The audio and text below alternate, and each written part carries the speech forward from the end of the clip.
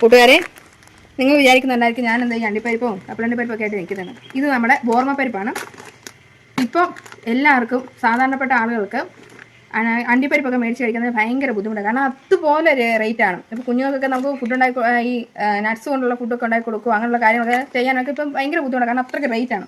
അപ്പോൾ ഇത് നമുക്ക് ഇന്നലെ ഇടയിൽ കരുനാഗപ്പള്ളി പോയിട്ട് വന്നപ്പോൾ അവിടെ നിന്നൊരു കടയിൽ നിന്ന് മേടിച്ചുകൊണ്ട് വന്നതാണ്. ഹോൾസെയിൽ കടയാണ് കേട്ടോ. ഇതിന് 1000 രൂപ മേളിൽ പോകും ഇപ്പോഴത്തെ റേറ്റ് ഈ അണ്ടിപ്പരിപ്പിനൊക്കെ. ഇത് ഇന്നലെ ബോർമപ്പരിപ്പ് മേടിച്ച് ഇതിന് 1/2 കിലോയ്ക്ക് വെറും 375 രൂപയ്ക്കാണ് മേടിച്ചത്.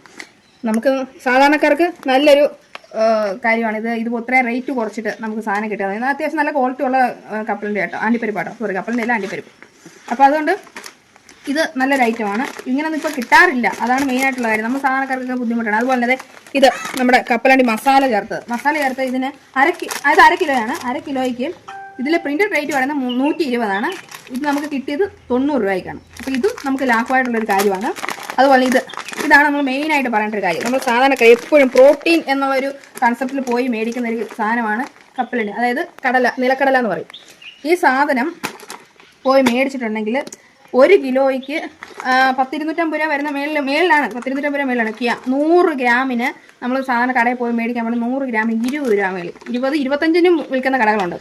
അപ്പോൾ ഇത് നമുക്ക് കിട്ടിയേക്കുന്നത് വെറും 160 രൂപയ്ക്കാണ് 1 കിലോ.